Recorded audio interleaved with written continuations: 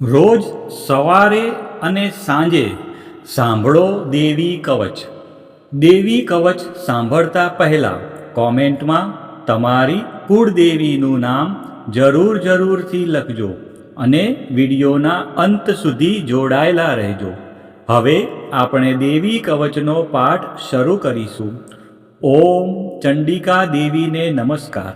માર્કંડેયજીએ કહ્યું, હે પિતામહ, જે આ સંસારમાં પરમ ગોપનીય અને મનુષ્યનું બધી રીતે રક્ષણ કરનારું છે અને જેને તમે અત્યાર સુધી બીજા કોઈ સામે પ્રગટ ન કર્યું હોય એવું કોઈ સાધન મને કહી બતાવો. બ્રહ્માજી બોલ્યા, હે બ્રાહ્મણ, એવું સાધન તો એકમાત્ર દેવીનું કવચ જ છે, જે ગોપનીય કરતાં પણ પરમ ગોપનીય, પવિત્ર તથા બધા પ્રાણીઓ ઉપર ઉપકાર કરનારું છે. હે મહામુનિ, તે તમે ધ્યાનથી સાંભળો. દેવીની 9 મૂર્તિઓ છે. તેમને 9 દુર્ગા કહે છે.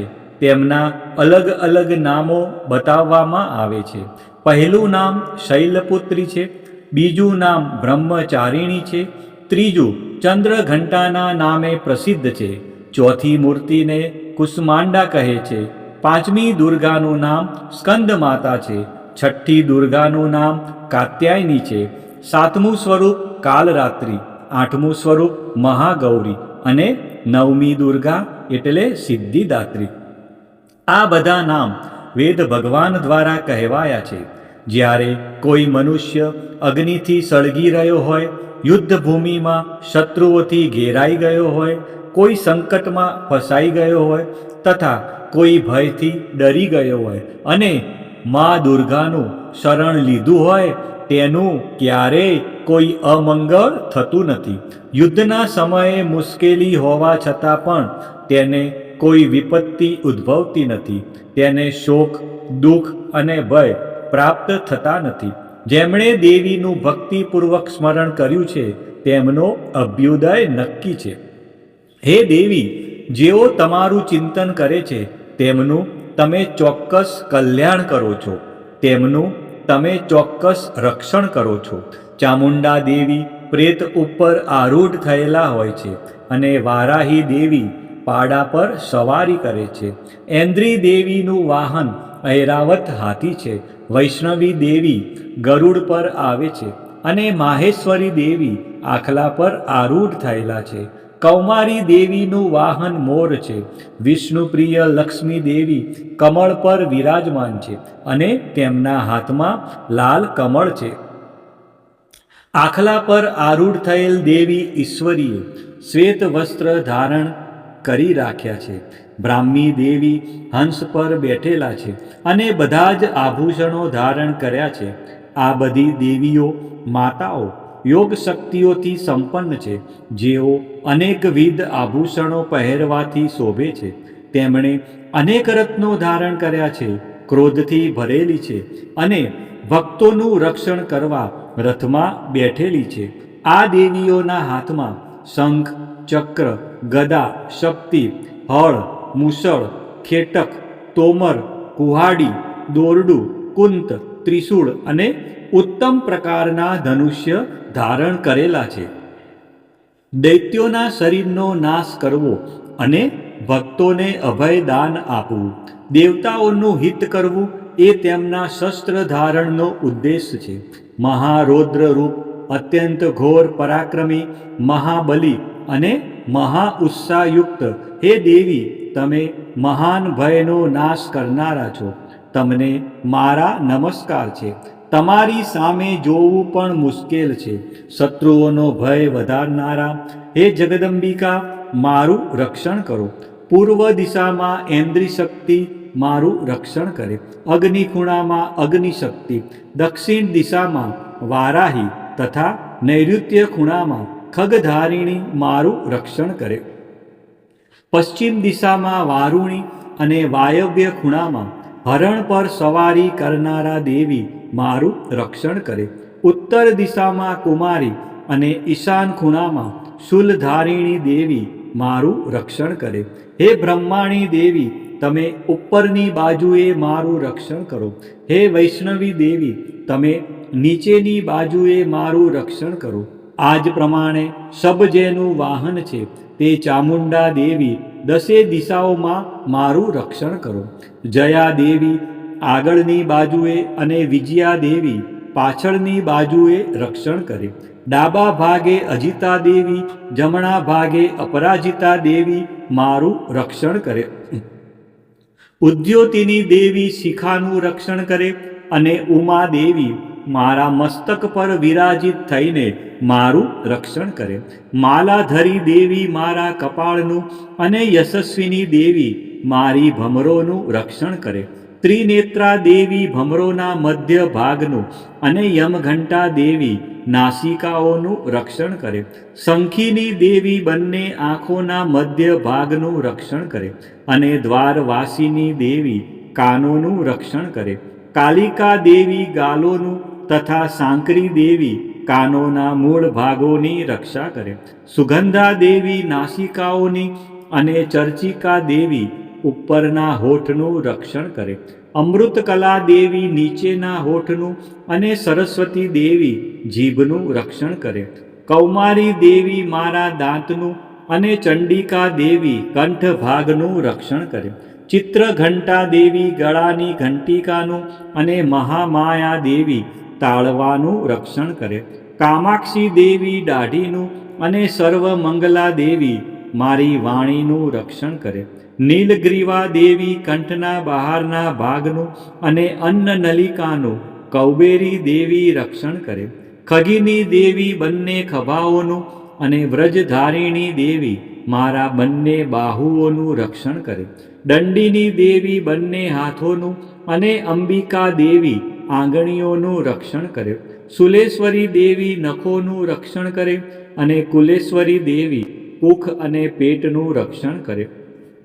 મહાદેવી બંને સ્તનોનું અને શોક વિનાશીની મનનું રક્ષણ કરે. લલિતા દેવી હૃદયનું અને શૂલધારિણી દેવી ઉદરનું રક્ષણ કરે. કામિની દેવી નાભીનું અને ગુહેશ્વરી દેવી ગુહ ભાગનું રક્ષણ કરે. પૂતના દેવી અને કામિકા દેવી લિંગનું અને પાડાને વાહન બનાવનાર દેવી ગુદાનું રક્ષણ કરે. ભગવતી દેવી કટી પ્રદેશનું અને ઘૂંટણોની રક્ષા વિંધ્યવાસીની દેવી કરે. સર્વ કામનાઓ પૂરી કરનારા દેવી જંઘાઓનું રક્ષણ કરે. નારસિંહ દેવી પિંડીઓનું રક્ષણ કરે. તૈજસી દેવી બંને પગોના પૃષ્ઠ ભાગનું રક્ષણ કરે. શ્રીદેવી પગોની આંગળીઓનું અને તલવાસીની દેવી પગના તળિયાનું રક્ષણ કરે. પોતાની વિકરાળ દાઢોથી ભયંકર દેખાતા કરાલી દેવી નખોનું અને ઉદ્ધવકેશીની દેવી વાળનું રક્ષણ કરે. કૌબેરી દેવી રૂવાટીના છિદ્રોનું અને વાઘેશ્વરી દેવી ત્વચાનું રક્ષણ કરે. પાર્વતી દેવી રક્ત મજ્જા વસા માંસ હાડકા અને મેદનું રક્ષણ કરે. કાલરાત્રિ દેવી આંતરડાઓનું અને મુકુટેશ્વરી દેવી પિત્તનું રક્ષણ કરે. પદ્માવતી દેવી કમળ કોષોના મૂળ આધારનું અને ચૂડામણી દેવી કફનું રક્ષણ કરે. જ્વાળામુખી દેવી નખોના તેજનું અને અભેગા દેવી સમસ્ત સાંધાઓનું રક્ષણ કરે. હે બ્રહ્માણી દેવી, તમે મારા વીર્યનું રક્ષણ કરો. હે છત્રેશ્વરી દેવી, મારી છાયાનું રક્ષણ કરો. હે ધર્મધારિણી દેવી, મારા અહંકાર, મન અને બુદ્ધિનું રક્ષણ કરો. હે વ્રજ ધારણ કરનાર દેવી, મારા પ્રાણ, અપાન, વ્યાન, ઉદાન અને સમાનનું રક્ષણ કરો. કલ્યાણથી શોભતા હે દેવી, મારા પ્રાણનું રક્ષણ કરો. યોગીની દેવી રસ, રૂપ, ગંધ, શબ્દ અને સ્પર્શનું અને હે નારાયણી દેવી, તમે મારા સત્વ, રજ અને તમો ગુણનું રક્ષણ કરો. વારાહી દેવી આયુષ્યનું રક્ષણ કરે. વૈષ્ણવી દેવી ધર્મનું રક્ષણ કરે તથા ચક્ર ધારણ કરનારા દેવી યશ અને કીર્તિ, લક્ષ્મી અને ધનનું તેમજ વિદ્યાનું રક્ષણ કરો. હે ઇન્દ્રાણી, તમે ગોત્રનું રક્ષણ કરો. હે ભૈરવી, પત્નીનું રક્ષણ કરો. હે ચંડિકા દેવી, મારા પશુઓનું રક્ષણ કરો. હે મહાલક્ષ્મી દેવી, પુત્રોનું સંતાનોનું રક્ષણ કરો. હે સુપતા દેવી, મારા પથનું અને ક્ષેમકરી દેવી, મારા માર્ગનું રક્ષણ કરો. હે મહાલક્ષ્મી દેવી, રાજદ્વારી કાર્યોમાં મારું રક્ષણ કરો. તથા સર્વ બાજુએ રહેલા વિજયા દેવી, ચારે બાજુ રહીને રક્ષણ કરો. હે દેવી, જે સ્થાન દેવી કવચમાં કહેવાયું નથી અને તેથી રક્ષણ વિનાનું છે, તે બધા સ્થાનો તમારા વડે સુરક્ષિત થાય, કારણ કે તમે વિજયશાલિની અને પાપનાશીની છો. મનુષ્ય પોતાના શરીરનું ભલું ઈચ્છતો હોય તો તેણે દેવી કવચનો પાઠ કર્યા વિના એક ડગલું પણ ભરવું નહીં. દેવી કવચનો પાઠ કરીને જ યાત્રા કરવી.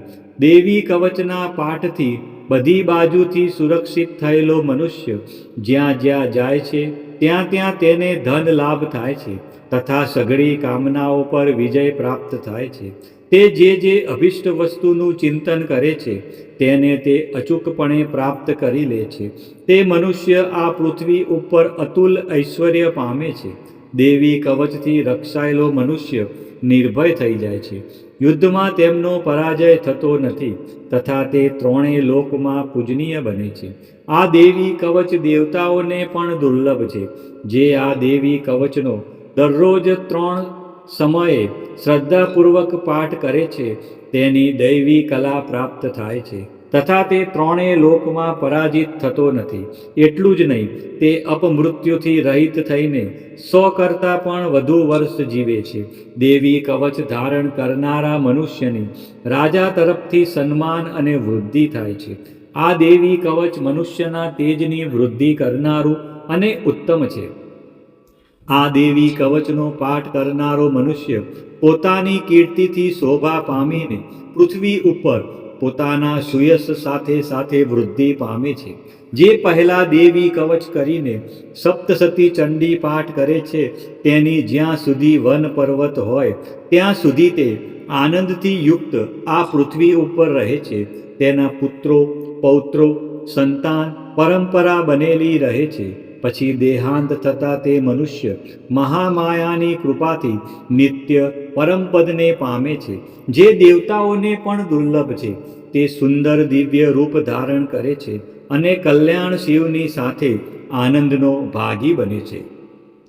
પ્રિય ભક્તજનો, મા ભગવતીની આરાધનામાં દેવી કવચનું વિશેષ મહત્વ છે.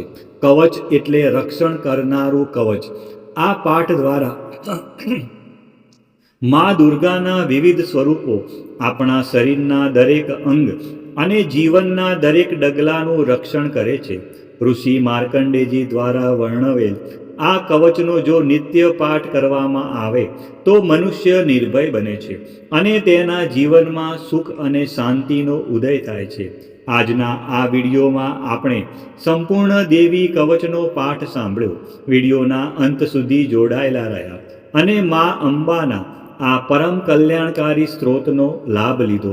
બોલો શ્રી અંબે માત કી જય, ચામુંડા માત કી જય, ખોડિયાર માત કી જય, ઉમિયા માત કી જય, બહુચર માત કી જય, વારાહી માત કી જય, 64 જોગણી માત કી જય. આ પ્રમાણે રોજ સવારે અને સાંજે સંધ્યા સમયે દેવી કવચનો પાઠ અવશ્ય સાંભળવો.